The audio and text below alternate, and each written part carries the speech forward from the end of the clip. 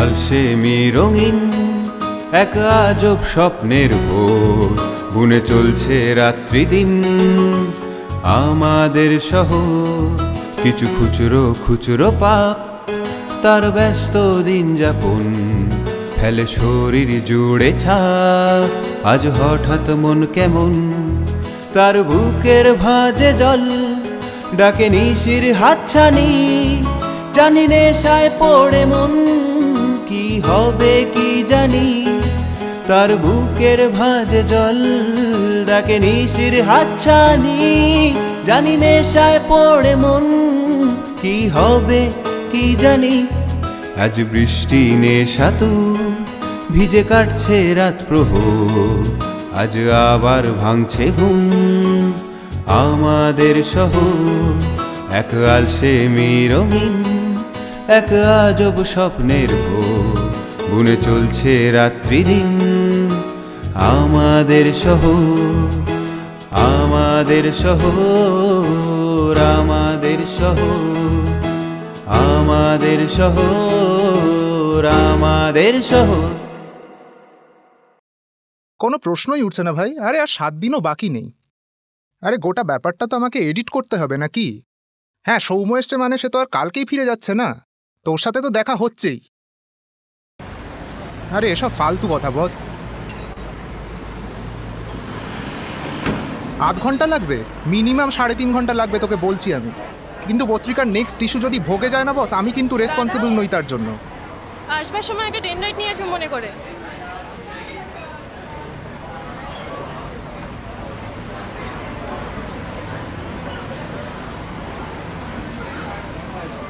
বাড়ির লোকজন যে বছরের প্রথম মাসে পুরী ঘুরতে চলে যাবে, কি করে বলবো বলতো? ওরা অবশ্য সানডে ফিরছে। প্রথমে আমারও ফেরার কথা ছিল সানডেতেই, তারপর ভাবলাম 2 দিন আগে ছুটি পাওয়া গেছে, কলকাতায় যাই, আড্ডা বাড্ডা মারবো, বন্ধুদের সঙ্গে মালবাল খাবো, পুরো জমে যাবে। অবশ্য বাড়ির লোকেরা কিন্তু জানবে যে আমি সানডে ফিরছি। সালা, আমার এই অনৈতিক আচরণটা আমাদের ইন্টেলেকচুয়ালদের কিরকম লাগলো একটু বলো তো। অপরচুনিস্টিক প্যাথোজেন মানে?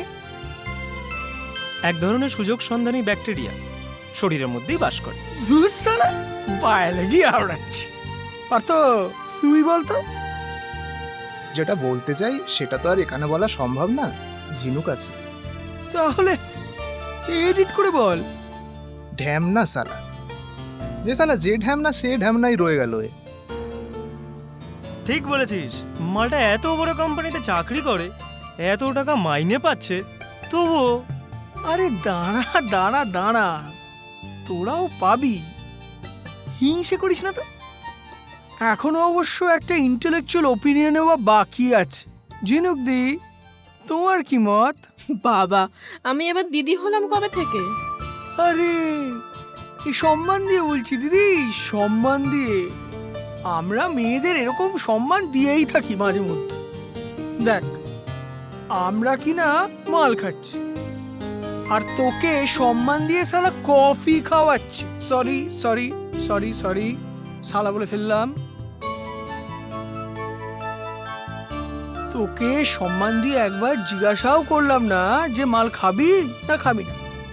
আচ্ছা দাঁড়া, একটা কথা, আমরা যে এই সাহিত্য টাহিত্য নিয়ে আলোচনা করি বা এর মধ্যে থাকতে ভালোবাসি বলে তুই আমাদের ইন্টেলেকচুয়াল বলে খোঁচা মারিস, তাহলে তুই খোঁচা নয়, খোঁচা নয় ঝিনুক, খোঁচা নয়, এটা আদরের ডাক। তা বেশ, তুই আদরের ডাকটা তো তোর ক্ষেত্রেও অ্যাপ্লিকেবল। তুইও তো কলেজ জীবনে প্রচুর কবিতা লিখেছিস। একদম একদম ঠিক ধরেছিস। কলেজ জীবনে এই মালটা প্রচুর। কি রে বল বল। আরে প্রচুর যা তা প্রচুর রবীন্দ্রসঙ্গীত লিখেছে। আরে দাঁড়া ভাই দাঁড়া, চড়ছিস কেন? তিনি তো দেবতার প্রসাদ থেকে তো সবাই চুরি করে। সবাই, শুধু তুই একটু বাড়াবাড়ি করে ফেলছিস। সেটা সত্য হোক, শুধু ভঙ্গি দিয়ে যেন না ভোলে চোখ। আরে সত্য মূল্য না দিয়ে সাহিত্যের খ্যাতি করা চুরি, ভালো নয়, ভালো নয় নকল, সে শৌখিন মজদুরি। বাহ বাহ ভাই বাহ, শুনেছিস তো সৌম্যটা নাকি জুলাইতে কলকাতা ব্যাক করছে। আরে রিয়েলি? আর কি বলবো ভাই, নসিব আপনা আপনা। উনি ফিরছেন আর আমরা সালা পাত্তাড়ি গোটাচ্ছি এখান থেকে বেরোনোর জন্য। তোদের ইন্টেলেকচুয়ালদের না এই এক প্রবলেম, সব কিছুতে হিংসে। বাই দ্য ওয়ে, তোদের ওই ম্যাগাজিনটা কিন্তু দিল্লিতে ভালো পপুলার। সত্যি? অনেকের মুখে আলোচনা শুনেছি। অ্যাকচুয়ালি ম্যাগাজিন কনসেপ্টটাও বেশ নতুন, তার উপর তোরা বড় বড় রাইটারদের লেখাও ছাপাচ্ছিস। তোদের রাজনীতির কলমটাও কিন্তু বেশ interesting.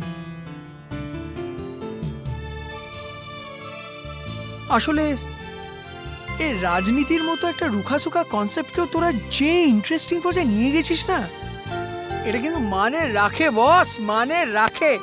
Credit absolutely goes to Shantanu. এই পুরো সেকশনটা ওই দেখে কিন্তু। আরে না না না না, ঝিনুক এই ব্যাপারে আমাকে প্রচন্ড হেল্প। আমি তো বলতে পারিস বেসিক্যালি ইনফরমেশনগুলো গ্যাদার করি।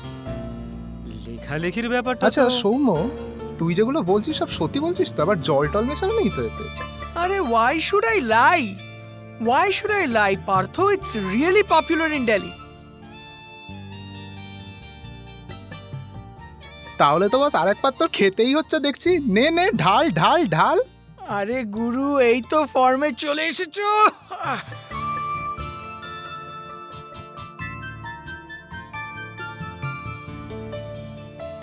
শান্তনু, তুমিও বা পিছিয়ে কেন থাকবে ডিয়ার? হয়তো নয় বিয়ার, হুইস্কি তো বটেই। দে ভাই দে দে। এই জলটা একটু দে তো। হ্যাঁ, তা গুরু, তোমরা হঠাৎ এই পাত্তারি গোটাচ্ছ কেন, এটা তো ঠিক বুঝলাম না। এই তো, এই শান্তনু যাচ্ছে এনসিবিএস এ মলিকুলার বায়োলজির ওপর পিএইচডি করতে। আর আমি অবশ্য দিল্লি যাচ্ছি ওই একটা ইংলিশ ডেইলির ট্রেনিংয়ে। আশা করছি চাকরিটাও হয়ে যাবে। Thank you. দিল্লিতে কবে যাচ্ছিস? এই কত দিন সাতেক ধর। আর তুই? আমারও ওরকমই, 7-10 দিন। কি করতে দিনই এখন। ব্যাঙ্গালোর। আর স্পর্শ, মানে তোদের ওই ম্যাগাজিন, তার কি হবে? যাবে আমাদের সঙ্গে সঙ্গে। ই ম্যাগাজিন তো। এই এবার আমি যাব, 8:30 বেজে গেছে। আরে দাঁড়া না, 10 মিনিট দাঁড়িয়ে যা। আরে না না, লাগবে না, ইউ এনজয়। আরে আরেকটু দাঁড়িয়ে গেলে পরে আমিই তোকে পৌঁছে দিতে পারতাম। কেন? বললাম তো চলে যেতে পারবো। এনজয়। আরে মাল খাই না খাই, মাল খোদের মেজাজটা তো বুঝি। বাই। সাবধানে যাস। রাতে ফোন করব। শান্তনু, তুই ঝিনুককে ভালোবাসিস? ও আমার বন্ধু হয়। শান্তনু সত্যি বলছে? আরে ও মিথ্যে বলবে কেন? Intellectuals always diplomatic answers. শোন, বন্ধুত্বটাকে না আমি প্রেমের চেয়ে অনেক বেশি বড় বলে মনে করি। তোর কিছু বলার আছে? হ্যাঁ, কি বলবি বল।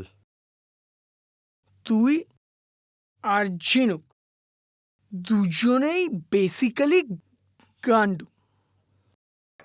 সুপ্রিম কোর্টের 3 বিচারপতির কমিটি বিচারপতি গাঙ্গুলিকে এ ব্যাপারে অভিযুক্ত করেন, কিন্তু ওই মহিলা ইন্টার্ন তাঁর বিরুদ্ধে পুলিশের কাছে লিখিত বিবৃতি দিতে অস্বীকার করেন।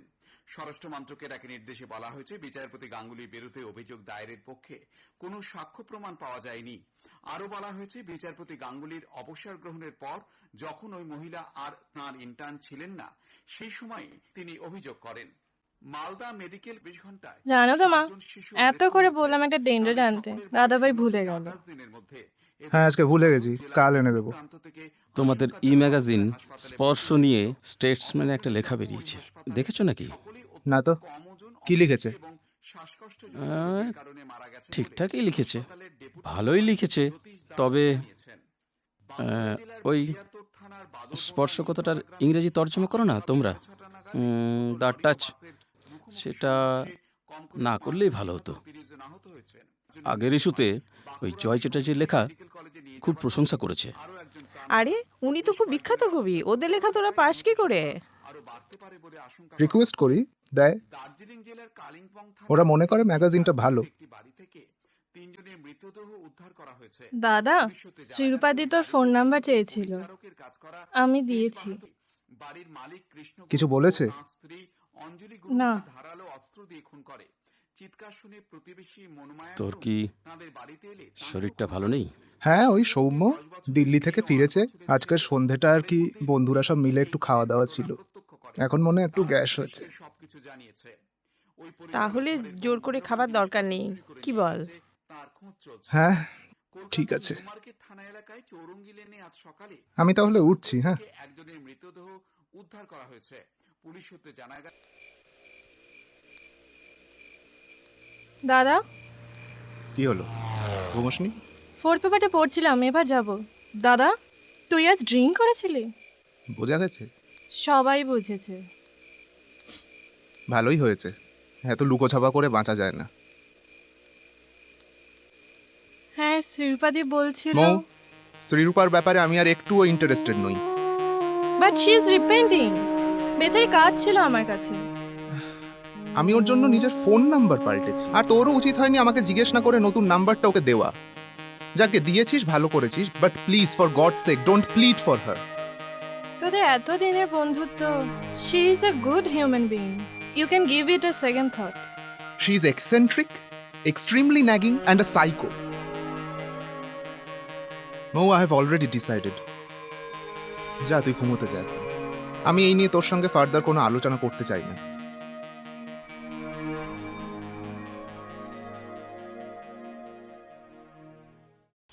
হ্যাঁ, এখনো 2 ঘন্টা লাগবে তোদের?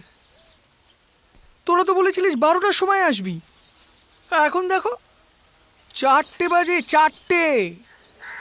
কে বলেছে তোদের যে রবিবার দিন দুপুর 2টোর সময় মেট্রো চালু হয়? আমি তো সারা দিল্লিতে থাকি, আমি তো জানি যে সকাল 9টায় রবিবার দিন মেট্রো চলে। সুযোগ পেয়েই কলকাতা বেরোনো বেরিয়ে পড়লি। হ্যাঁ, জলদি আয়। হ্যাঁ রে, গুরু আসবে না না এখন? একটু যদি রিকোয়েস্ট করলে ও কেলাবে।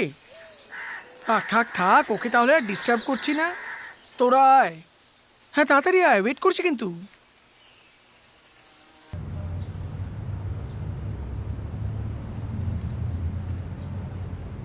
প্রবলেমটা হচ্ছে সৌম দিন পরে এখানে এসছে, তো ও চাইছে বন্ধু বান্ধব সবাই মিলে একটু আড্ডা হোক, হইচই হোক। আমরা যে এখন এই অবস্থায় নেই, সবাই বাইরে চলে যাচ্ছি। ম্যাগাজিনের কাজটা জানিস, সৌম সেদিনকে একটা খুব অফেন্সিভ কথা বলেছিল।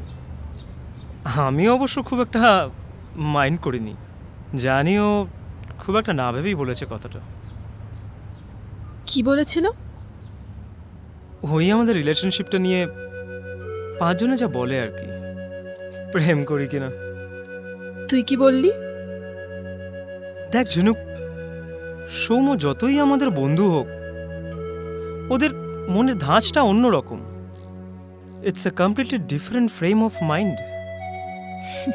You cannot expect all the people to have same frame of mind, তাই না? ট্রু, এরা এখনো ছেলে মেয়ের সম্পর্কটাকে প্রেমের বাইরে আর কিছু ভাবতে পারলো না। ট্যাক্সি!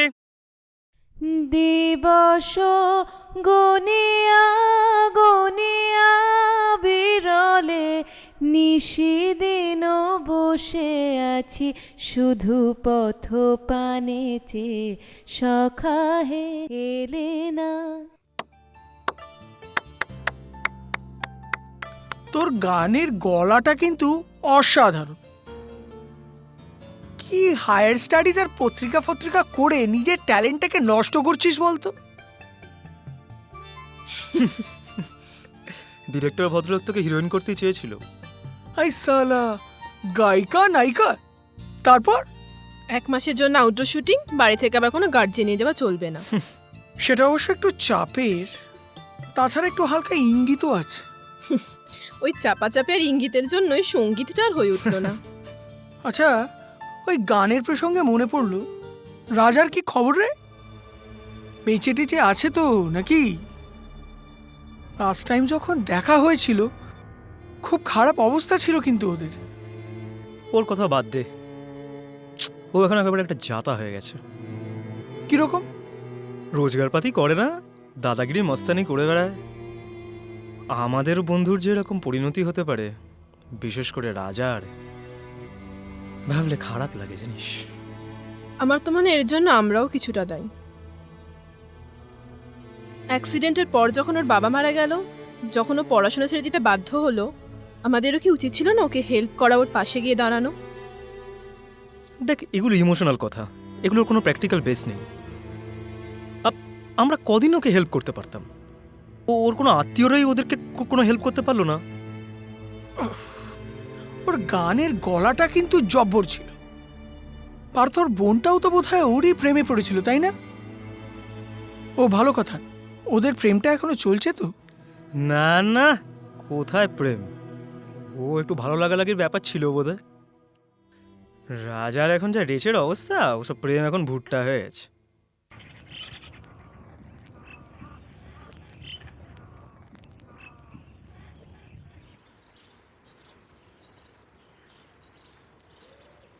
দাদা, 20 টাকা যেটা চেয়েছিলিস সেটা টেবিলের ওপর রাখা আছে।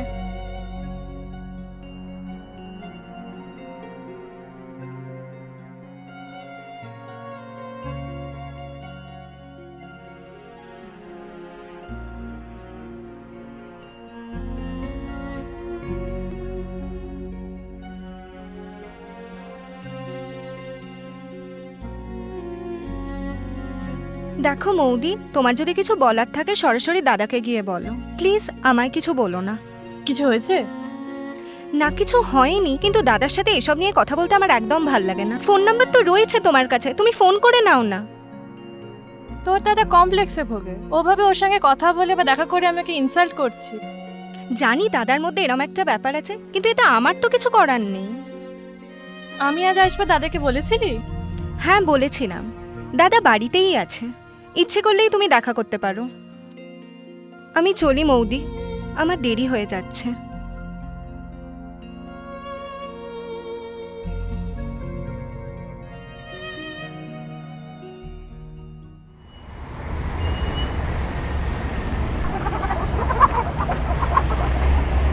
দাদা 2 কিলো দেখে কার্টুনটা। 2 কিলো? হ্যাঁ। আরে 2 কিলো মাল চাপা। ডেকেছিলে বাবুদা? মুরগি আর কাটবা? কাট কাট। हाँ हाँ मैं पहुंच जाऊंगा, আমি পৌঁছে যাব। শোনো, তোমাদের সমস্যাটা কি জানো ভাইটি? তোমরা নিজের দোষ দেখো না, অন্যের দোষ দেখে বেড়াও। পার তোর বোনের সঙ্গে দেখা হলো, আজও তুই ওর সঙ্গে দেখা করিসনি।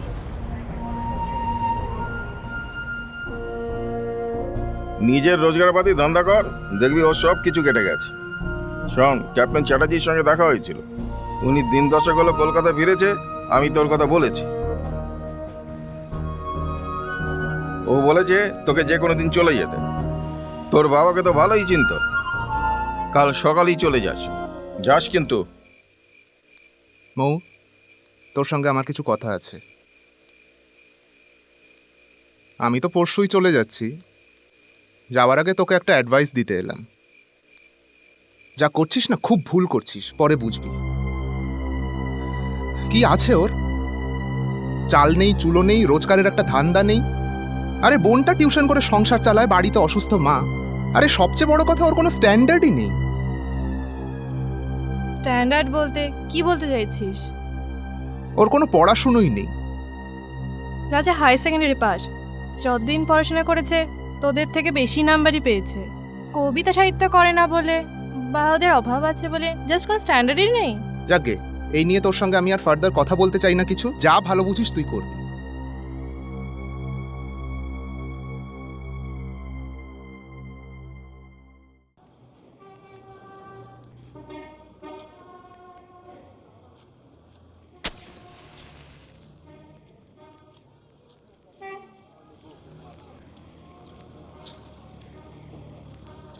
তোমার সঙ্গে তো আমার দেখাই হতো না। নেহাত এই চোখের ইনফেকশনটা হলো, আমাকে ছুটিও বাড়াতে হলো।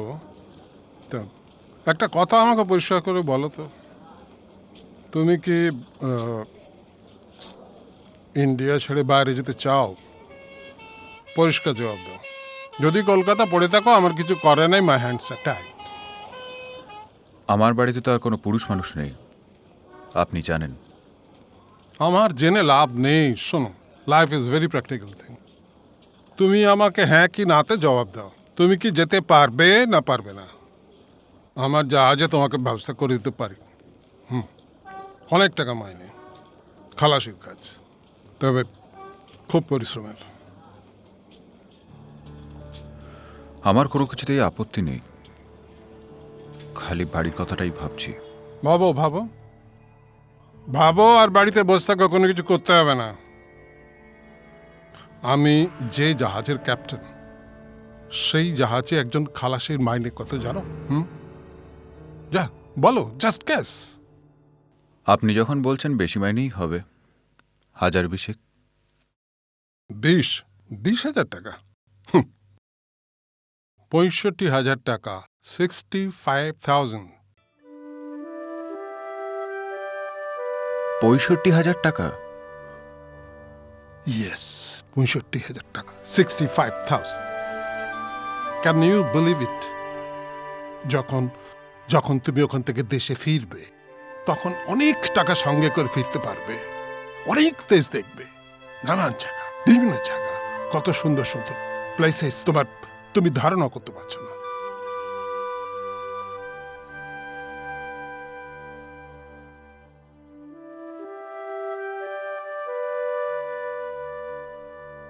আর থাকা না থাকা, বুড়ো বয়সে যা হয়। একই হার্টের অসুখ, তার উপর আবার বাতের ব্যথা। যা শীত পড়েছে, একদম নড়তে পারি না। কখন এলি? এই তো জাস্ট এলাম। ও, তোমার সাথে একটু দরকার আছে আমার যাবো। আয়।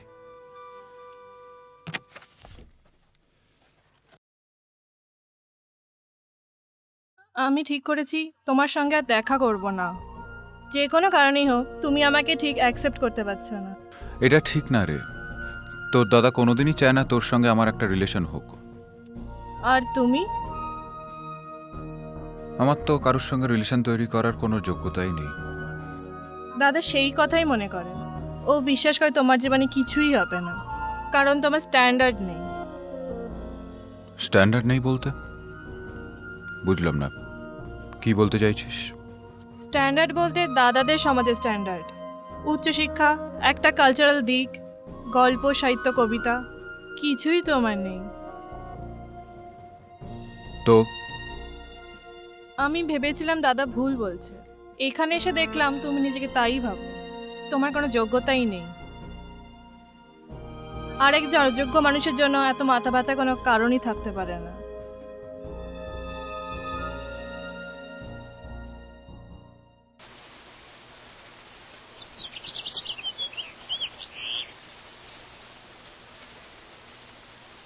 ভালো রোজগারপাতি করছিস, দিল্লিতে একা পড়ে রয়েছিস, এবার একটা বিয়ে শাদী করে নিলেই তো হয়।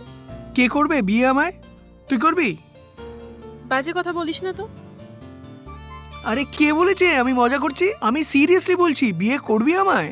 আমি দেখতে শুনতে খারাপ নই, আমি চাকরি বাকরি ভালো করি, তো আমি তোকে প্রপোজ করতে পারি না? দাঁড়া, সবার সামনে তোকে প্রপোজ করছি। উল্টোপাল্টা কিছু বলবি না সৌম্য। না তো। হে ফ্রেন্ডস, একটা কথা বলার আছে, and it's very serious. It's so childish. আরে আমি আজ আমার সমস্ত বন্ধুদের সামনে ঝিনুককে বিয়ের জন্য প্রস্তাব দিচ্ছি, তো অন্যায় করছি নাকি কিছু? হ্যাঁ, এটা কিন্তু তোর বাড়াবাড়ি হচ্ছে সৌম্য। আমরা সবাই বন্ধু বান্ধব। So what? বন্ধুরা কি বন্ধুদের বিয়ের প্রপোজাল দিতে পারে না? না পারে না। প্রেম, বিয়ে এসবের থেকে বন্ধুত্ব অনেক উপরে সৌম্য। আরে বস, তুই এত উত্তেজিত হচ্ছিস কেন? আর ঝিনুক কিভাবে দেখছে ব্যাপারটা সেইটা দেখি আমরা। পার্থটা ঝিনুককে অপমান করা হচ্ছে। হ্যাঁ রে, তোর কি মনে হচ্ছে আমি তোকে অপমান করছি নাকি?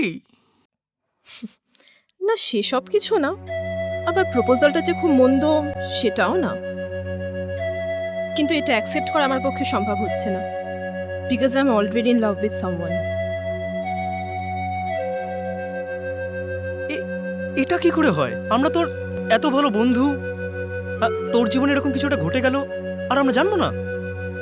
আমি এটা সত্যি কথাই বলছি শান্তনু।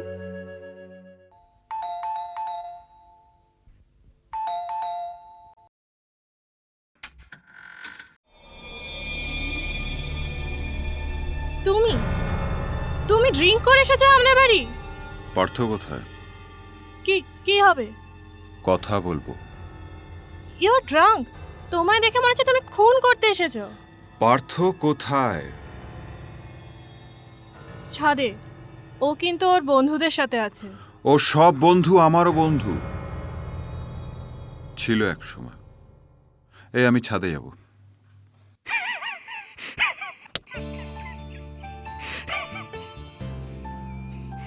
একেই বলে স্ত্রিয় চরিত্রং দেবানং জনন্তি কুতো মনুষ্য। শালা কার সঙ্গে তলায় তলায় প্রেম চালিয়ে যাচ্ছে, আর আমাদের কিনা টেরই পেতে দিল না। হ্যাঁ, আর আমি কিনা প্রেম নিবেদন করে বসলাম। 1 মিনিটে কুতুব মিনার চলে গেলাম হানিমুন করতে, আর একে দেখো কোনো হেলদোলই নেই। বাবা, তুই একেবারে হানিমুনে চলে গেলি নাকি? আরে চিন্তা শক্তি থাকতে হয় বস। আমার জায়গায় যদি এই শান্তনুতা থাকতো না, তাহলে দেখতিস। এই আমাকে নিয়ে একদম কোনো বাজে কথা বলবি না বলে দিচ্ছি। উপর থেকে নিচে ঝাঁপ দিতিস বিয়ে হচ্ছে না শুনলে। সালা তুই। আরে এটা কি হচ্ছে?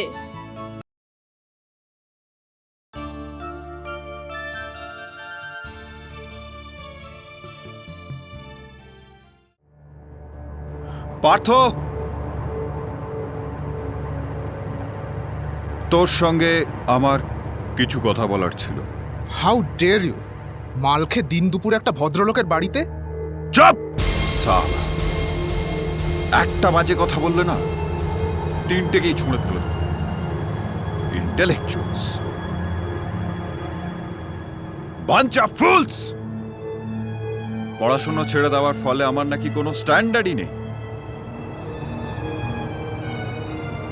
পার্থ শোন, পড়াশোনা ছেড়ে দিয়ে থাকতে পারি, হ্যাঁ, কিন্তু বাংলা সাহিত্য, ইংরেজি সাহিত্য নিয়ে যা জ্ঞান আছে না, তোদের 3জনেরই কারণে আমি গ্যারেন্টি দিতে পারি। সরি, আমার এইসব কথাগুলি আজই বলার ছিল, কারণ আমি কালকে। কি বলবি বল? তোরা সবাই আমার সঙ্গে কথা বলা ছেড়ে দিলি কেন?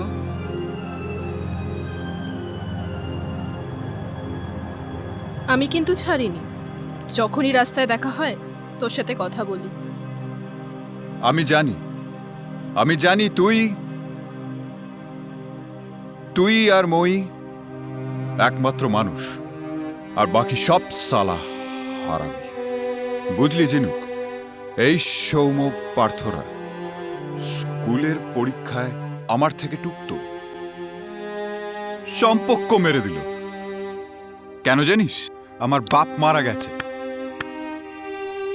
আমার কাছে টাকা নেই, আমি অভাবী। যাকে আমি এখানে সব কথা বলতে আসিনি। আমি এখানে এসেছি কারণ আমি কালকেই কলকাতা ছেড়ে চলে যাচ্ছি। ওই শোন, তুই যেদিনকেই চাকরি পাবি, সে যে টাকাই তোর মাইনে হোক, আমি গ্যারেন্টি দিচ্ছি অন্তত 10,000 টাকা আমি তোর থেকে বেশি দেব। আমার মাইনে তোর থেকে 10,000 টাকা বেশি হবে। আর নইলে আমি সকলের সামনে কথা দিচ্ছি আমি বউয়ের সঙ্গে মিশব।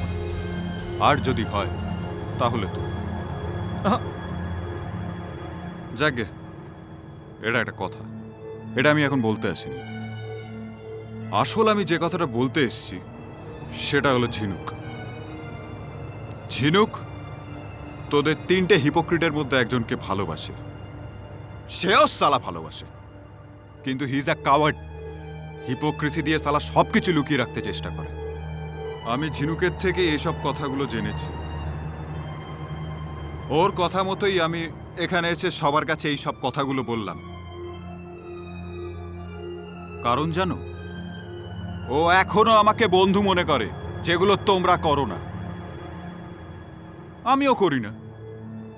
কারণ জানিস, ঝিনুক আর মৌ ছাড়া তোরা কেউ আমার স্ট্যান্ডার্ডের নোস। চলি ঝিনু।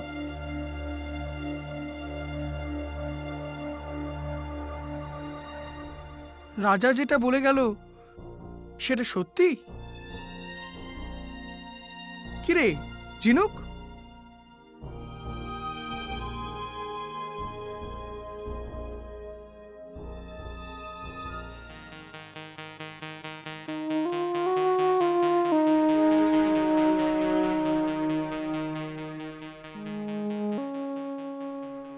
সে বড় সুখের সময় নয়, সে বড় আনন্দের সময়। ওকে একবার নয়। ডাক না পার্থ। পা থেকে মাথা পর্যন্ত টলমল করে কেন? দেয়ালে দেয়াল, সব দায়িত্ব কার্নিশে আমার? কার্নিশ। তোরা আমার বাড়িতে এসেছিস বলে? হয় মধ্যরাতে বাড়ি ফেরার সময়, বাড়ির ভেতর বাড়ি, পায়ের ভেতর পা, বুকের ভেতর বুক, আর কিছু নয়, আরো অনেক কিছু তারও আগে।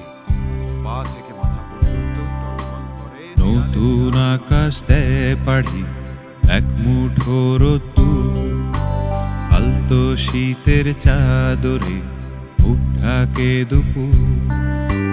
নতুন আকাশ দেয় পাড়ি, এক মুঠো রোদ্দুর, আলতো শীতের চাদরে মুখ ঢাকে দুপুর।